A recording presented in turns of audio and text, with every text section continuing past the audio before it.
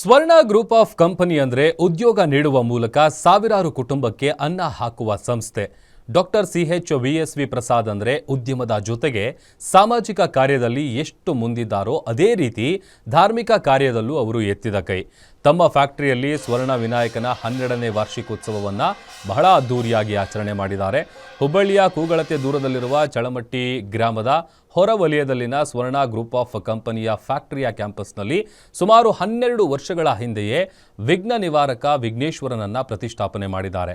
ಈಗ ದೇವಸ್ಥಾನಕ್ಕೆ 12 ವರ್ಷದ ವಾರ್ಷಿಕೋತ್ಸವದ ಅಂಗವಾಗಿ ಅದ್ದೂರಿಯಾಗಿ ಕಾರ್ಯಕ್ರಮ ನೆರವೇರಿಸಿದ್ದು, ಕುಟುಂಬದ ಒಳಿತಿಗಾಗಿ ಮಾತ್ರವಲ್ಲದೆ ಲೋಕ ಕಲ್ಯಾಣಕ್ಕಾಗಿ ಭಕ್ತಿ ಭಾವದಿಂದ ಧಾರ್ಮಿಕ ಕಾರ್ಯ ಮಾಡಿದ್ದಾರೆ.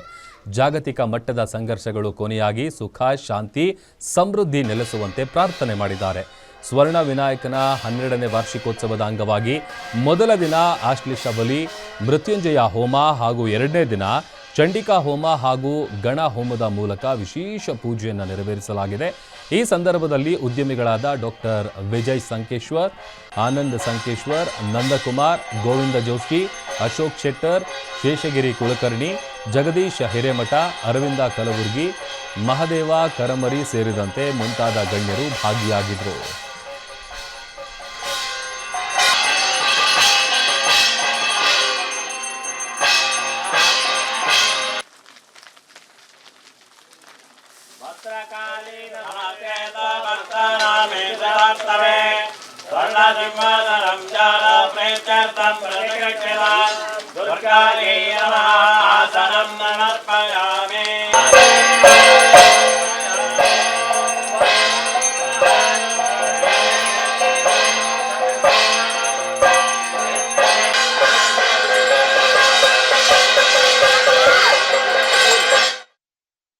ನಮ್ಮ ಕಲ್ಗಡಗಿ ತಾಲೂಕು ಕಾರವಾರ ರೋಡಲ್ಲಿರುವಂಥ ಚಲ್ಮಟ್ಟಿ ಗ್ರಾಮದಲ್ಲಿ ಒಂದು ವಿಘ್ನೇಶ್ವರ ಗುಡಿ ಇವತ್ತಿಗೆ 12 ವರ್ಷ ಹಿಂದೆ ನಾವು ಇದನ್ನು ಪ್ರತಿಷ್ಠೆ ಮಾಡಿದ್ವಿ.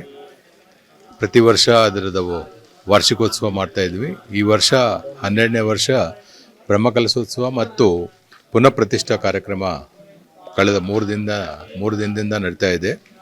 19ನೇ ತಾರೀಕು ಉಗಾದಿಯ ದಿನ ಈ ಒಂದು ದೇವರ ಪುನಃಪ್ರತಿಷ್ಠದ ಆರಂಭದ ಯಜ್ಞ ಯಾಗಾದಿಗಳು ನಡೆದಿದ್ದವು. ನಿನ್ನೆ ಪುನಃಪ್ರತಿಷ್ಠಾ ಕಾರ್ಯಕ್ರಮ ಮತ್ತು ಕಲಶ ಪ್ರತಿಷ್ಠಾಪನಾ ಕಾರ್ಯಕ್ರಮ ಆಗಿದೆ. ಇವತ್ತು 3ನೇ ದಿನ. ಈ ಒಂದು ಇಡೀ ಪ್ರಪಂಚದಲ್ಲಿ ಈಗೇನು ಯುದ್ಧದ ಒಂದು ಮೋಡಗಳು ಆಕ್ರಮಿಸಿದ್ದಾವೆ, ಪ್ರಪಂಚ ಶಾಂತಿ ಸಲುವಾಗಿ ನಮ್ಮ ಭಾರತ ದೇಶದಲ್ಲಿರುವಂಥ ಎಲ್ಲ ಸಾರ್ವಜನಿಕರಿಗಿನ್ನೂ ತೊಂದರೆ ಆಗಲಾರ್ದಂಗೆ ಮತ್ತು ಈ ಶೀಘ್ರವೇ ಈ ಒಂದು ಯುದ್ಧ ಪರಿಹಾರವಾಗಿ ಇಡೀ ಪ್ರಪಂಚಕ್ಕೆ ಶಾಂತಿ ಸಿಗಲಿ ಅಂತ ಒಂದು ಚಂಡಿಕಾ ಯಾಗನೂ ಹಮ್ಮಿಕೊಂಡಿದ್ವಿ. ಈಗ ಚಂಡಿಕಾ ಯಾಗ ನಡೀತಾ ಇದೆ. ಈ ಒಂದು ಯಾಗದ ಪ್ರತಿಫಲವಾಗಿ ಆ ದೇವರು, ಇಲ್ಲಿ ನೆಲೆಸಿರುವಂಥ ವಿಘ್ನೇಶ್ವರ ದೇವರು ನಮ್ಮ ಇಡೀ ಭಾರತ ದೇಶ ಸಾರ್ವಜನಿಕರಿಗೆ ಸುಖ, ಶಾಂತಿ, ಸಮೃದ್ಧಿ, ಆಯುರಾರೋಗ್ಯ, ಐಶ್ವರ್ಯ ನೀಡಲಿ ಅಂತ ಭಗವಂತನಲ್ಲಿ ಪ್ರಾರ್ಥಿಸ್ತಾ ಇದ್ದೀನಿ.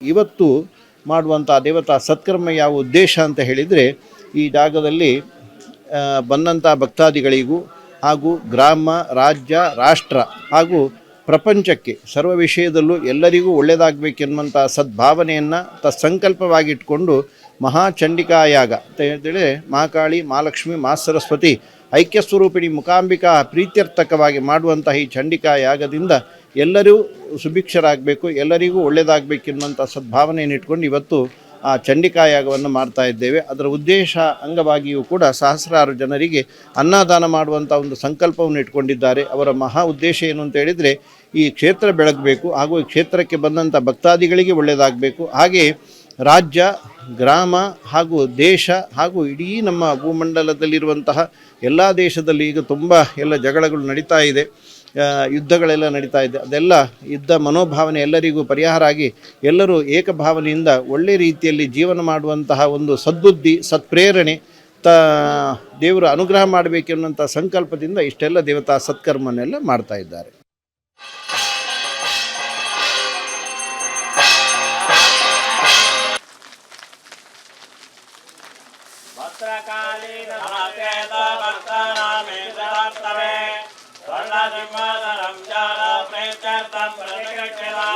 दुर्गायै नमः